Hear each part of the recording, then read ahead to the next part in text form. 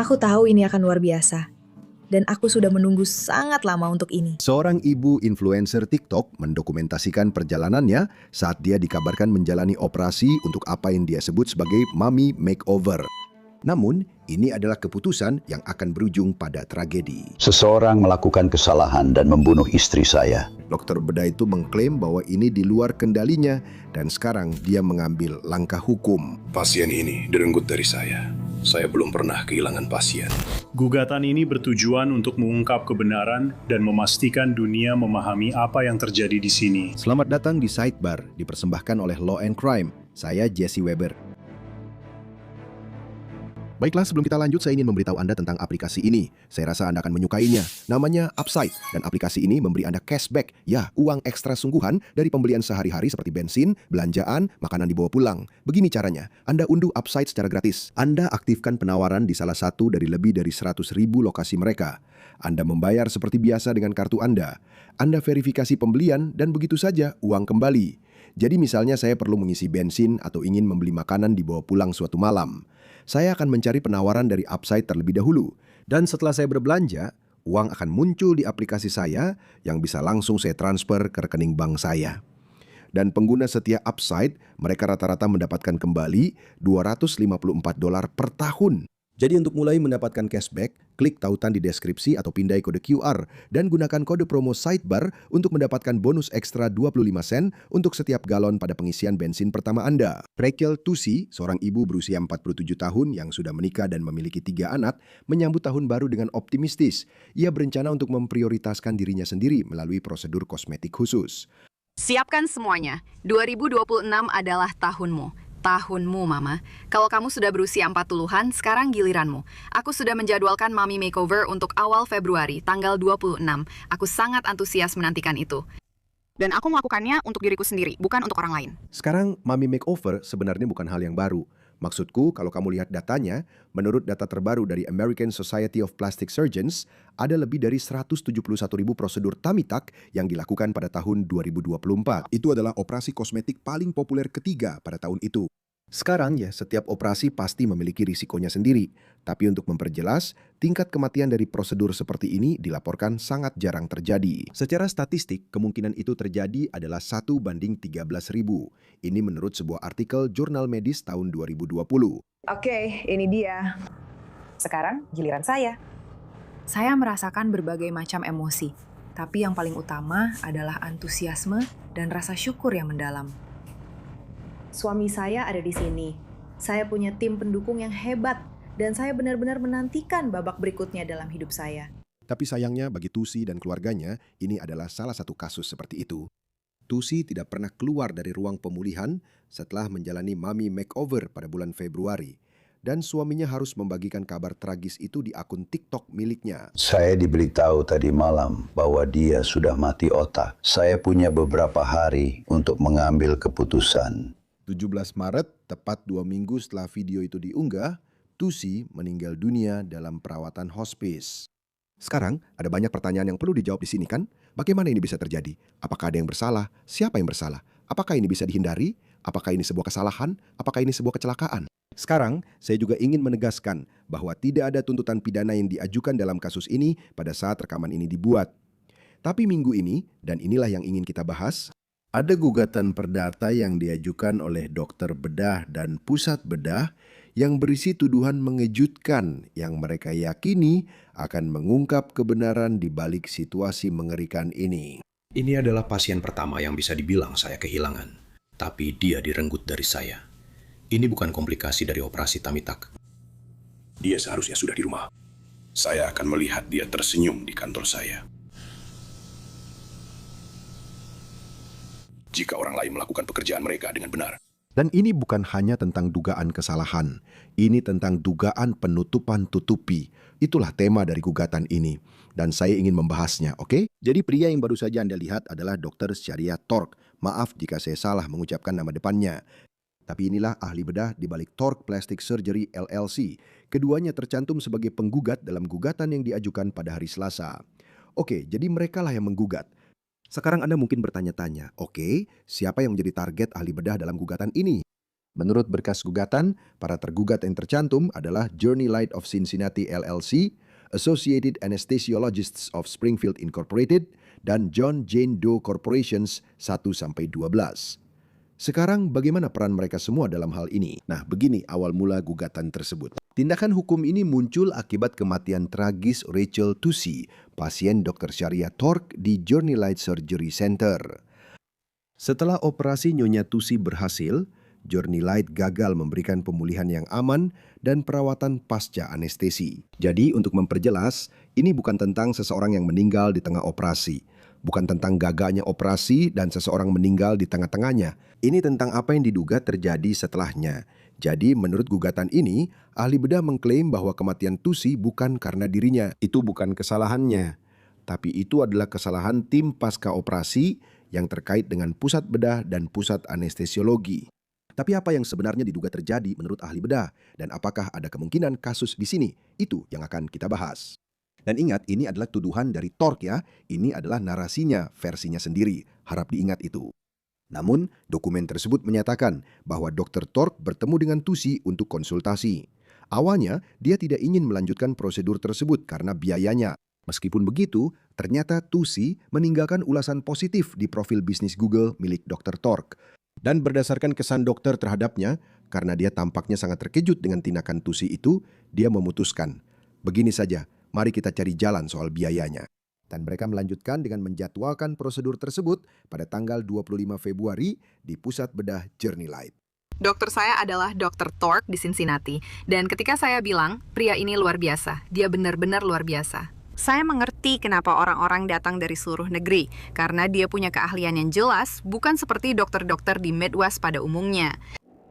Jadi, saya sangat terkesan dengan dia, dan menurut saya, menyukai dan mempercayai dokter bedah Anda itu sangat penting dalam proses ini, karena ini adalah operasi besar yang akan saya jalani. Sekarang, sehari sebelum operasi, berkas tersebut menyatakan bahwa Dr. Tork bertemu dengan Tusi untuk terakhir kalinya guna membahas secara rinci tentang operasi, kemungkinan komplikasi, harapan untuk perawatan pasca operasi, dan pemulihan. Dan Dr. Tork mengatakan bahwa dia bertemu dengan Tusi dan suaminya di area praoperasi dan akan mengunjungi ruang pemulihan setelah operasi selesai. Sekarang saya akan berhenti sampai di sini. Tentang apa percakapan itu? Apa saja kemungkinan komplikasi tersebut? Apa yang dikomunikasikan? Itu berpotensi memainkan peran dan peran penting dalam kasus ini. Karena terkadang Anda melihat dalam kasus seperti ini ada argumen bahwa risikonya sudah dipahami dan diterima. Anda tahu, lihat ini berisiko, dia memahami apa risikonya, ini yang bisa terjadi. Apa yang benar-benar dikomunikasikan kepadanya? Apa saja kemungkinan komplikasinya? Apa saja komplikasi realistis yang bisa terjadi padanya? Hal seperti ini. Jadi, hanya untuk diingat. Sekarang, gugatan tersebut menyatakan bahwa operasi dimulai pada pukul 8.14 pagi. Keesokan paginya, tetapi ahli bedah tidak menyebut ini sebagai prosedur kosmetik rutin. Saya melakukan operasi Rachel, yaitu pemencangan perut dengan sedot lemak 360 derajat dan perbaikan hernia umbilikalis. Ini bukanlah mummy makeover. Prosedur tersebut berlangsung selama 9 jam dan selesai tanpa komplikasi. Saya menangani perawatannya dengan ketelitian dan perhatian yang sama seperti yang saya berikan kepada setiap pasien.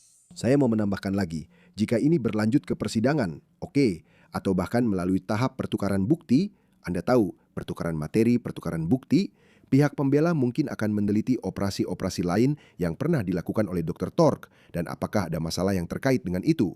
Maksud saya rasa itulah yang akan mereka lakukan. Dan saya tidak mengatakan bahwa ada masalah. Tapi jika saya memakai sudut pandang hukum, sudut pandang pembela, saya rasa itulah yang akan mereka lakukan.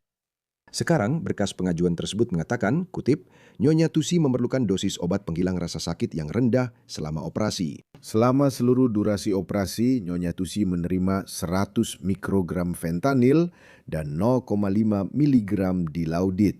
Kebutuhan dosis obat penghilang rasa sakit yang rendah mencerminkan tingkat toleransi opioid yang rendah pada Nyonya Tusi. Saya tidak suka obat penghilang rasa sakit. Ini penting untuk diingat saat kita membahas gugatan ini. Tapi menurut Dr. Tork, operasi berjalan dengan baik. Selang napas, Tusi sudah dilepas. Dia dibawa ke ruang pemulihan di unit perawatan pasca anestesi sekitar pukul 17.15. Gugatan menyatakan bahwa 30 menit kemudian, Tusi sudah sadar. Dia berbicara dengan suaminya, tim medis, dan juga Dr. Tork.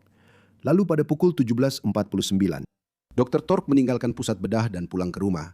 Jadi pada titik ini, semuanya tampak baik-baik saja, bukan? Menurut ahli bedah, prosedurnya berhasil. Tusi sadar saat berada di ruang pemulihan. Apa yang terjadi selanjutnya seharusnya tidak pernah terjadi. Jadi apa yang terjadi selanjutnya? Nah, gugatan tersebut menyatakan, kutipannya, pada pukul 17.55, 6 menit kemudian, saat Dr. Tork sedang mengemudi pulang dan kurang dari 2 hingga 3 mil dari pusat bedah, dia menerima telepon dari perawat pemulihan unit perawatan pasca anestesi Journey Light. Perawat itu memberitahu Dr. Tork bahwa Nyonya Tusi mengalami hipoksia, artinya dia tidak mendapatkan cukup oksigen dan kutipannya tidak responsif, serta layanan medis darurat telah dipanggil. Ketika ditanya apakah Nyonya Tusi telah diberikan sesuatu sebelum perubahan akut itu, perawat memberitahu Dr. Tork bahwa dia telah diberikan 150 mikrogram fentanyl dan 0,5 miligram dilaudid tepat setelah Dr. Tork meninggalkan fasilitas tersebut. Kecepatan pemberian narkotika selama pemulihan Rachel sangat luar biasa dan berbahaya. Saya rasa siapapun di ruangan ini bisa menyimpulkan bahwa jika Anda memberikan 150 fentanyl dan 0,5 dilaudid dalam hitungan menit, menurut Anda, apa yang akan terjadi pada orang itu?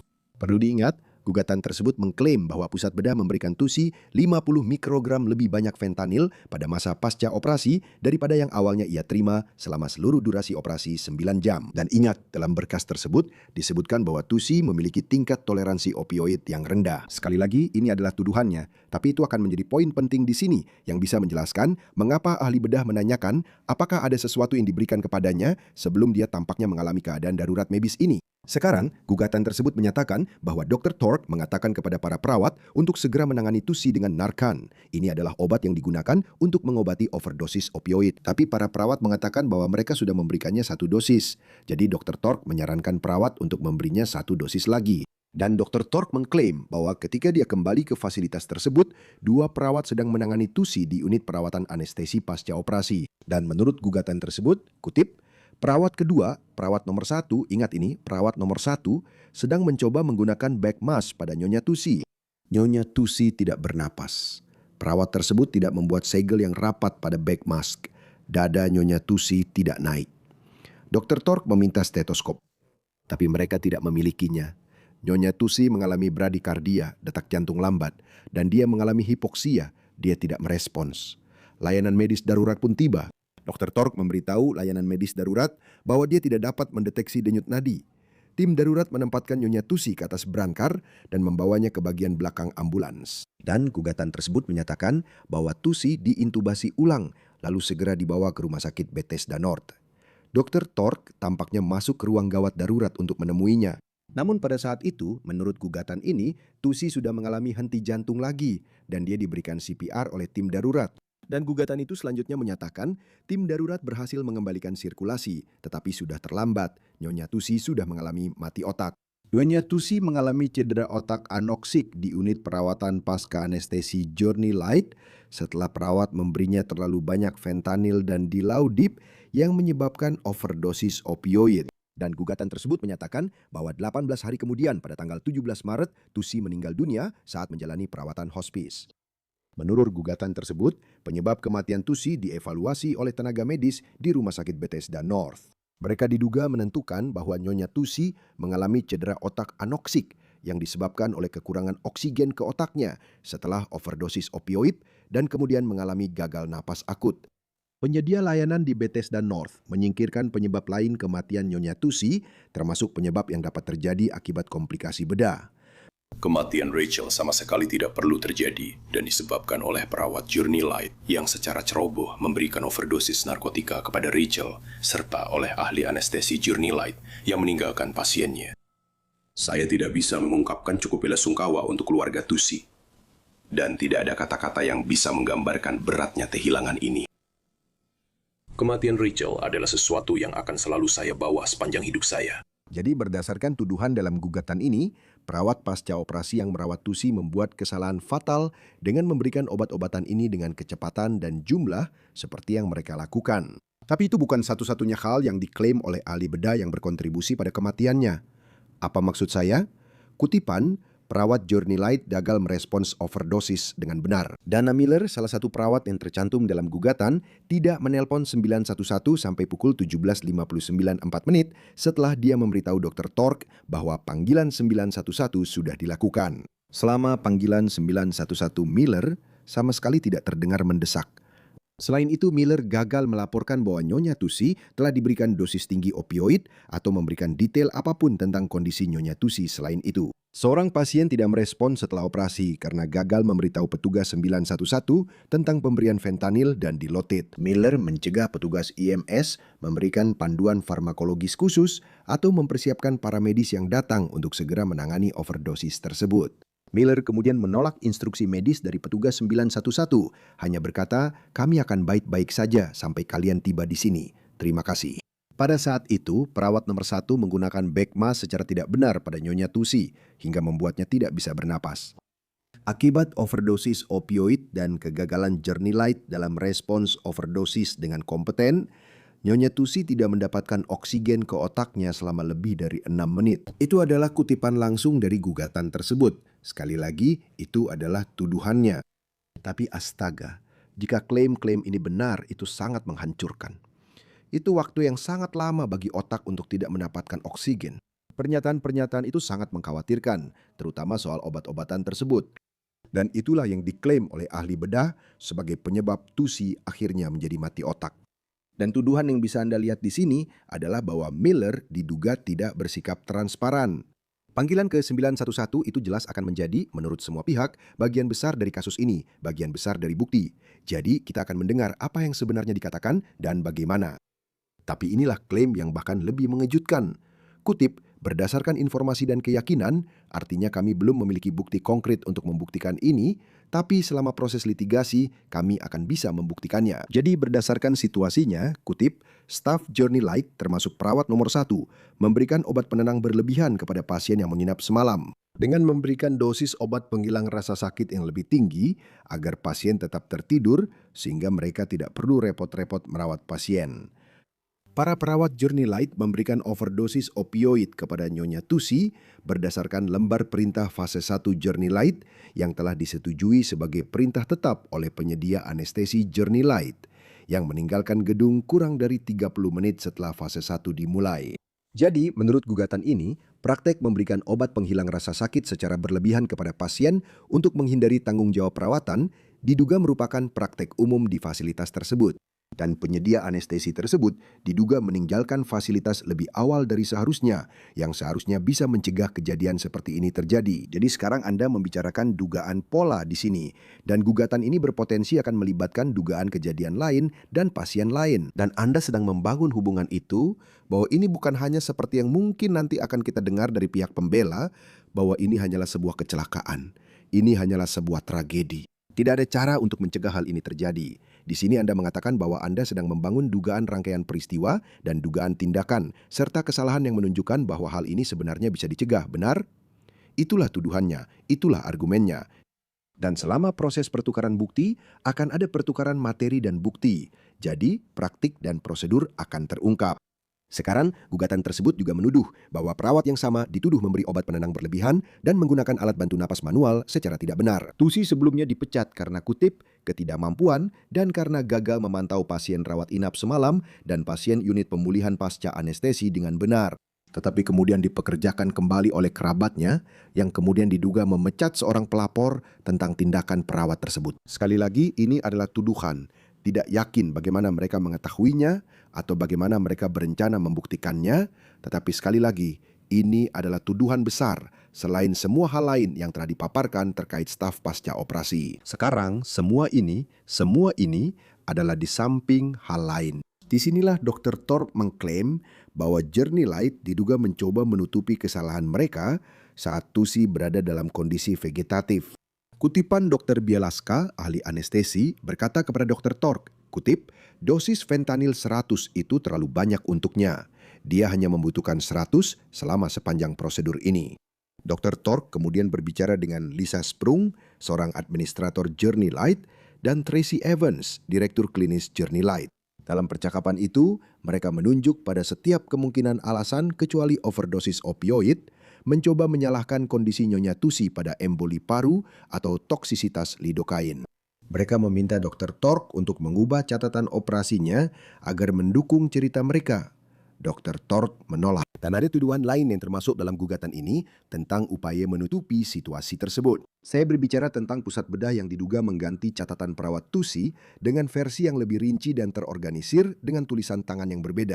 Lembar instruksi fase 1 yang baru diduga memalsukan kapan dan berapa banyak obat yang diberikan kepada Tusi saat pemulihan pasca operasi untuk membenarkan dosisnya. Dan Dr. Tork juga menuduh dalam gugatan bahwa Journey Light telah, kutip, memanipulasi rekam medis untuk menghapus semua penyebutan nama perawat 1 atau catatan keperawatan individunya. Ingat, perawat 1 diduga terlibat dalam pemberian obat-obatan dan penggunaan back mask. Dan juga bahwa Dr. Tork mengklaim dia diminta untuk kedua kalinya mengubah catatan operasinya atas arahan pemilik dan direktur medis Journey Light, tetapi dia menolak. Setelah Dr. Tork menolak untuk ikut serta dalam dugaan upaya menutup-nutupi ini, dia mengklaim Journey Light terus mencoba menyalahkan dia atas kegagalan mereka sambil secara keliru mengklaim dalam pernyataan publik melalui penasihat hukum bahwa tindakan mereka sudah sesuai dengan standar perawatan yang tepat, bahwa staf langsung menerapkan protokol penyelamatan nyawa, dan bahwa lembaga negara tidak menemukan adanya perbedaan atau kesalahan terkait perawatan pasien atau pencatatan.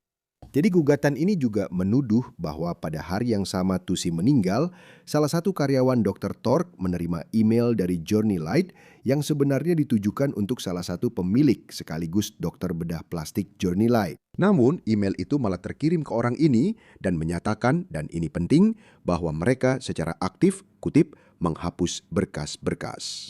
Jika mereka memiliki email ini, jika email itu memang menunjukkan hal tersebut, itu akan menjadi masalah bagi pihak pembela. Tapi kita belum tahu pasti. Kita juga belum tahu secara pasti, sekali lagi, ini masih tuduhan. Mereka belum dinyatakan bertanggung jawab secara hukum atas apapun. Ini semua hanya klaim, ini hanya tuduhan. Mereka akan punya kesempatan untuk membela diri. Dan Anda akan mendengar seperti apa tanggapan sejauh ini. Tapi sekarang setelah kita membahas tuduhan dari dokumen ini, berikut adalah tuntutan yang diajukan tim Dr. Tork. Karena Anda mungkin bertanya, lalu apa kerugiannya dalam semua ini? Oke, apa kerugian yang dia alami? Jadi unsur pertama, alasan pertama yang dia gugat adalah pelanggaran kontrak, bahwa ada kontrak antara Dr. Tork dan Journey Light. Sekarang, dari pembacaan saya terhadap gugatan tersebut, sepertinya tidak ada kontrak tertulis secara langsung. Tetapi seperti yang dia gambarkan, itu didasarkan pada kewenangan klinis dan tentu saja pada perilaku, praktik, dan pola. Jadi sebagai poin hukum, itu bisa lebih sulit untuk membuktikan bahwa ada kontrak. Akan lebih sulit jika Anda tidak memiliki perjanjian tertulis yang menjabarkan tugas, kewajiban, pelanggaran, dan upaya pemulihannya. Tapi inti dasarnya di sini adalah bahwa Dr. Tork mengklaim, lihat, saya membawa pasien-pasien saya kepada Anda. Anda berjanji akan memberikan perawatan, layanan, dan peralatan yang sesuai. Di sini ada sebuah penawaran. Ada penerimaan terhadap penawaran itu terkait perawatan Tusi. Jadi elemen kunci apakah ada kontrak yang mengikat secara hukum. Dan tuduhannya adalah Journey Light gagal dalam kewajibannya. Dan juga ada klaim bahwa Journey Light telah melanggar apa yang kita sebut dalam hukum sebagai kewajiban itikat baik dan perlakuan yang adil. Pada dasarnya itu adalah janji untuk bertindak dengan itikat baik dan melakukan perlakuan yang adil dengan diduga menghapus informasi perawat 1 dan membuat pernyataan palsu ini. Dan kemudian ada kutipan ini. Dapat diperkirakan oleh Journey Light dan Dr. Tork bahwa setiap pelanggaran terhadap kewajiban Journey Light untuk menyediakan staf yang berkualifikasi dan kompeten, serta perawatan yang sesuai di unit perawatan pasca anestesi, dapat menyebabkan hasil yang katastrofik bagi pasien Dr. Tork dan menyebabkan kerugian bagi Dr. Tork dan praktiknya, termasuk kerusakan reputasi, kerugian ekonomi, dan kehilangan pasien. Akibat pelanggaran yang dilakukan oleh Journey Light, Dr. Tork dan praktiknya telah mengalami kerugian, termasuk kerusakan reputasi, kerugian ekonomi, dan kehilangan pasien. Jadi akan menarik untuk mengeksplorasi apa dampaknya terhadap dirinya setelah tragedi ini. Apa yang dia hilangkan, apa yang dia derita. Itu juga merupakan unsur kausalitas, bukan? Karena apa yang Anda lakukan, hal ini terjadi. Anda sedang membicarakan hubungan langsung. Ini adalah prinsip hukum penting yang perlu dipikirkan. Hitungan kedua, promissory estoppel. Jadi ini adalah prinsip hukum, doktrin hukum yang memungkinkan seseorang untuk menuntut ganti rugi jika mereka secara wajar mengandalkan sebuah janji. Jadi meskipun Anda tidak memiliki kontrak formal, Anda secara wajar mengandalkan sebuah janji hingga merugikan diri sendiri. Kutipan, Dr. Tork mengandalkan janji ini ketika dia melakukan operasi Nyonya Tusi di Journey Light Surgery Center pada hari Rabu 25 Februari 2026. Journey Light melanggar janjinya dengan gagal menyediakan staf unit perawatan pasca anestesi yang berkualifikasi dan kompeten untuk perawatan Nyonya Tusi, yang menyebabkan kematiannya sebagai akibat langsung dari kepercayaan Dr. Tork pada janji-janji Journey Light yang dilanggar. Dr. Tork dan prakteknya mengalami kerugian, termasuk namun tidak terbatas pada kerusakan reputasi, kerugian ekonomi, dan kehilangan pasien. Ketika Anda berbicara tentang kerugian proxman, maksudnya adalah inilah kerugian langsungnya. Tidak ada penyebab lain yang mengintervensi, inilah yang terjadi.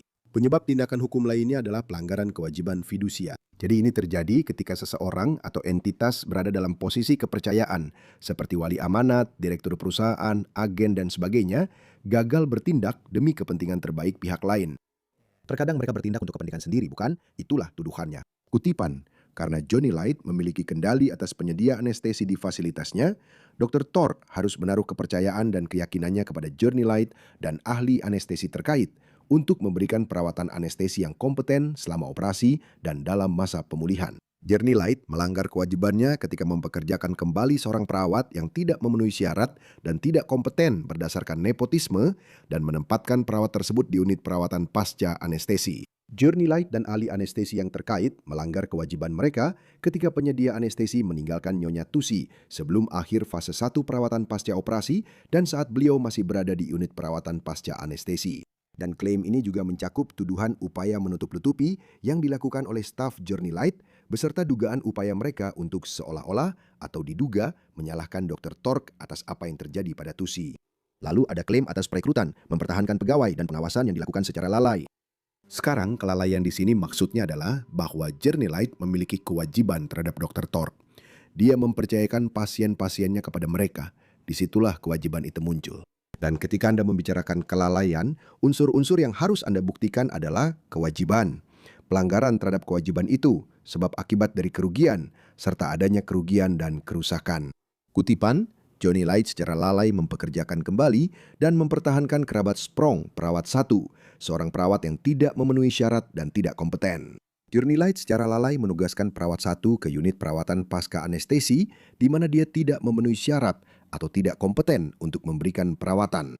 Pengetahuan Journey Light tentang ketidakmampuan perawat 1 dibuktikan melalui tindakannya setelah insiden, khususnya dengan sengaja menghilangkan nama dan catatan pribadinya dari rekam medis pasien serta menghapus berkas kepegawaiannya setelahnya. Journey Light juga bertindak secara lalai dengan tidak menyediakan peralatan wajib yang diperlukan untuk pengawasan pasien pasca operasi secara aman. Saya sudah membicarakan sebelumnya tentang apa yang diduga tidak mereka miliki. Dakwaan terakhir, perusakan atau penghilangan barang bukti.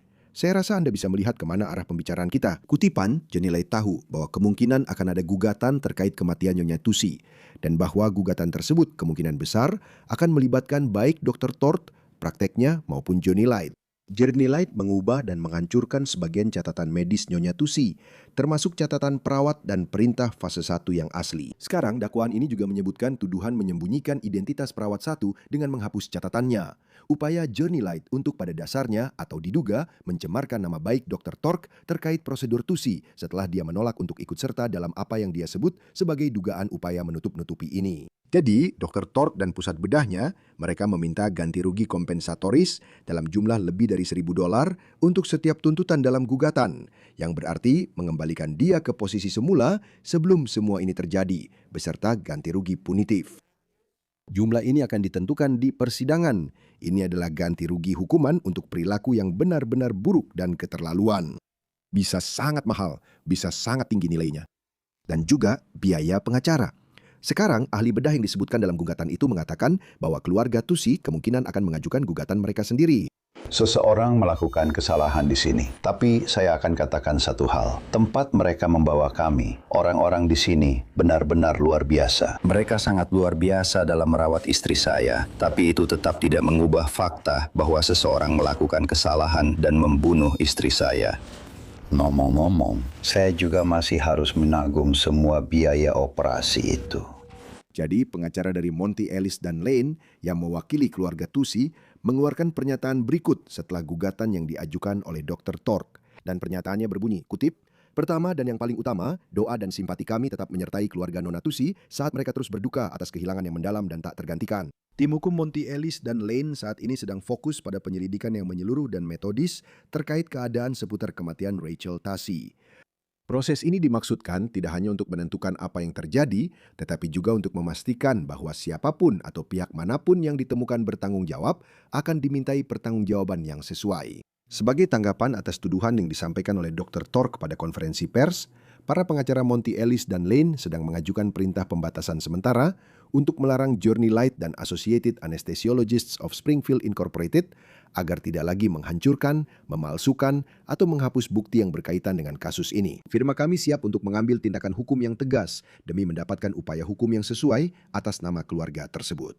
Menurut laporan dari Local 12 News di Cincinnati, seorang pengacara dari Journey Light merilis pernyataan berikut sebagai tanggapan atas gugatan tersebut. Kutipan, sangat disayangkan dan agak mengejutkan bahwa Dr. Tork mengaku sebagai korban di sini.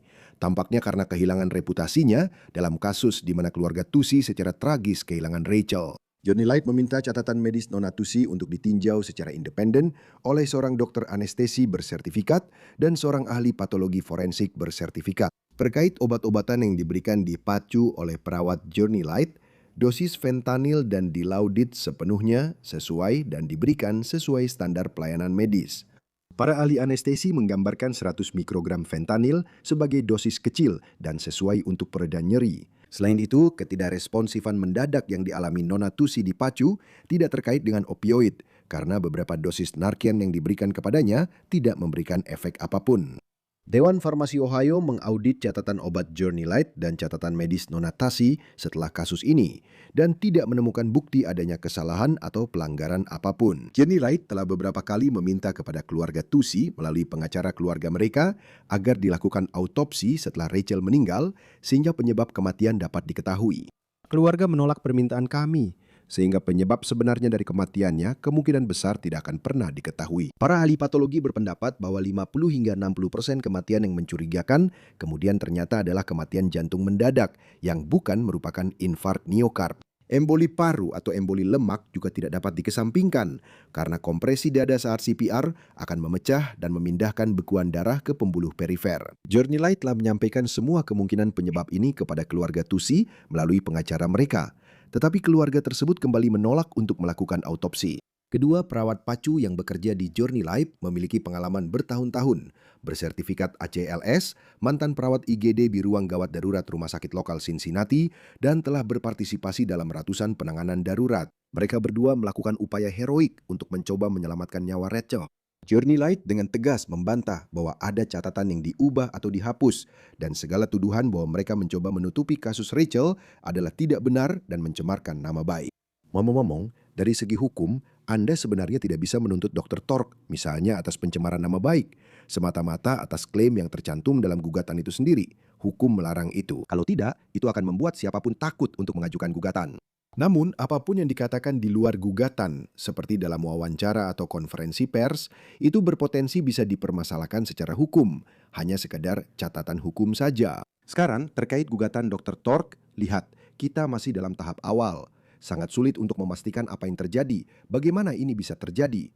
Dr. Tork menguraikan tuduhannya. Di satu sisi, Anda bisa mengatakan narasi yang menarik, tapi kita harus melihat buktinya. Dan pihak tergugat juga punya versi mereka sendiri saat ini, bukan? Pembelaan mereka sendiri, bahwa tidak ada penyimpangan dari standar pelayanan medis, bahwa penyebab kematian akan menjadi masalah yang diperdebatkan. Anda mungkin akan melihat perdebatan antar ahli tentang apa yang menyebabkan kematian di sini. Dan pada akhirnya, ini bisa menjadi kasus di mana seseorang dimintai pertanggungjawaban, atau ini hanyalah sebuah kecelakaan tragis. Sulit untuk dikatakan, kami telah memaparkan tuduhannya, kami akan terus mengikuti perkembangannya. Itu saja yang bisa kami sampaikan untuk Anda saat ini di Sidebar semuanya. Terima kasih banyak telah bergabung bersama kami. Dan seperti biasa, silakan berlangganan di YouTube, Apple Podcast, Spotify, atau dimanapun Anda mendapatkan podcast Anda. Anda juga bisa menonton kami di Peacock milik NBC. Jika Anda ingin mengikuti saya, Instagram, acara saya di News Nation, JC Weber Live, Senin sampai Jumat, pukul 11 malam waktu timur. Sampai jumpa di lain kesempatan, semuanya.